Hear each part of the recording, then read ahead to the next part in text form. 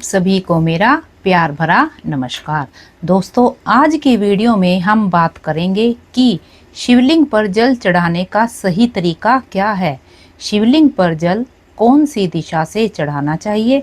इसके साथ ही हम आपको बताएंगे कि जल कौन से पात्र से चढ़ाएं, जल बैठकर चढ़ाएं या खड़े होकर चढ़ाएं।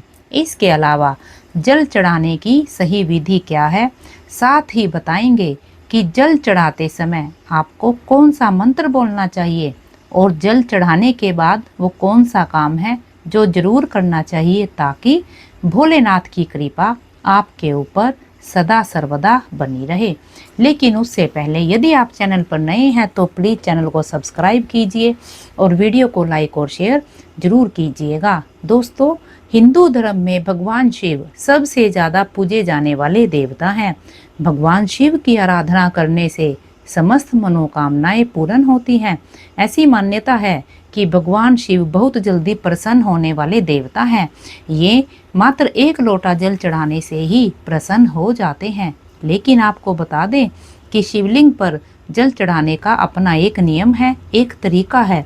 यदि सही तरीके से शिवलिंग पर जल चढ़ाया जाए तो भोलेनाथ शीघ्र प्रसन्न हो जाते हैं। तो चलिए सबसे पहले जानते हैं कि शिवलिंग पर जल कौन सी दिशा से चढ़ाना चाहिए। अक्सर लोग दिशा का ध्यान नहीं देते और वो गलत दिशा से जल चढ़ाते रहते हैं, जिसकी वजह से उन्हें पूजा करने का फल नहीं मिल पाता। दोस्तों, शिवलिंग पर जल चढ़ाते समय ध्यान रखना चाहिए कि आपको पूर्व दिशा की ओर से जल नहीं चढ़ाना चाहिए, क्योंकि पूर्व दिशा को भगवान शिव का मुख्य प्रवेश द्वार माना गया है। मान्यता के अनुसार इस दिशा में मुख करने से शिवजी के द्वार में बाधा उत्पन्न होती है। इसके अलावा उत्तर दिशा में मुंह करके भी जल नहीं चढ़ाना चाहिए, क्योंकि उत्तर दिशा भगवान शिव का वामा अंग मानी जाती है। वहाँ माता पार्वती विराजमान रहती है, इसलिए वामा अंग भगवान शिव का उत्तर दिशा की ओर माना गया है। इसलिए इस दिशा से भी जल चढ़ाना वर्जित है।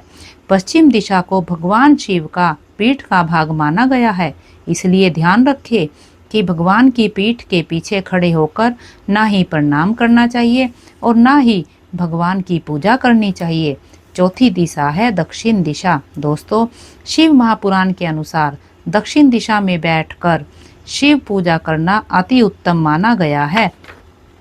जब भी आप शिवलिंग पर जल चढ़ाएं तो दक्षिण दिशा में बैठकर ही चढ़ाएं। इस दिशा में महादेव का वास माना गया है, इसलिए आप दक्षिण दिशा में बैठकर ही शिवलिंग पर जल चढ़ाएं। शिवलिंग पर जल चढ़ाने के लिए यह सबसे श्रेष्ठ दिशा मानी गई है। अब बात करेंगे शिवलिंग पर जल कौन से पात्र से चढ़ाएं। दोस्तों, शिवलिंग पर जल चढ़ाने के लिए तांबे का पात्र सबसे उत्तम माना गया है। पीतल, कांसे या चांदी के पात्र से भी जल चढ़ाना शुभ माना जाता है, लेकिन शिवलिंग पर जल चढ़ाने के लिए स्टील के बर्तन का इस्तेमाल नहीं करना चाहिए। और यह ध्यान रखें, यदि आप शिवलिंग पर दूध या दूध मिला हुआ जल चढ़ा रहे हैं तब आपको तांबे के पात्र से जल नहीं चढ़ाना है, क्योंकि यह अशुभ माना जाता है। चलिए अब जानते हैं शिवलिंग पर जल बैठकर चढ़ाएं या खड़े होकर। दोस्तों, शिवलिंग पर जल चढ़ाते समय ध्यान रखें कि जल हमेशा बैठकर ही चढ़ाएं। शिव पुराण के अनुसार शिवलिंग पर जल खड़े होकर चढ़ाने से यह भगवान शिव को समर्पित नहीं होता और इसका पुण्य भी नहीं मिलता। इसलिए जल कभी भी खड़े होकर ना चढ़ाएं। जल चढ़ाते समय यह भी ध्यान रखें कि शिवलिंग पर जल हमेशा पतली धार में ही चढ़ाना चाहिए, एकदम से पूरा जल नहीं चढ़ाना चाहिए। अब जानते हैं शिवलिंग पर जल चढ़ाने की सही विधि क्या है। अक्सर लोगों को इसकी जानकारी नहीं होती और वो सबसे पहले सीधे शिवलिंग पर ही जल चढ़ा देते हैं। दोस्तों, आपको बता दें कि शिवलिंग पर जल चढ़ाने का भी एक तरीका है जो आपको जानना बेहद जरूरी है। जब आप शिवलिंग पर जल चढ़ाए तो सबसे पहले जलाधारी यानी जहाँ से पानी निकलता है उसके दाहिनी तरफ गणेश जी का वास होता है। तो सबसे पहले जलाधारी के दाहिनी तरफ गणेश जी को जल चढ़ाएं। दूसरा, जलाधारी के बाईं तरफ कार्तिकेय जी का वास माना गया है। तो दूसरे नंबर पर आप जलाधारी के बाईं तरफ कार्तिकेय जी को जल चढ़ाएं। फिर उसके बाद जलाधारी के बीचों बीच जो लाइन बनी हुई है वह भगवान शिव की छोटी पुत्री माँ अशोक सुंदरी है। तीसरे नंबर पर उन्हें जल चढ़ाएं। फिर चौथे नंबर पर जहाँ शिवलिंग रखा है जो गोल हिस्सा है वो माँ पार्वती जी का हस्त कमल है, उसमें जल चढ़ाएं। फिर पांचवें नंबर पर आप शिवलिंग पर जल चढ़ाएं।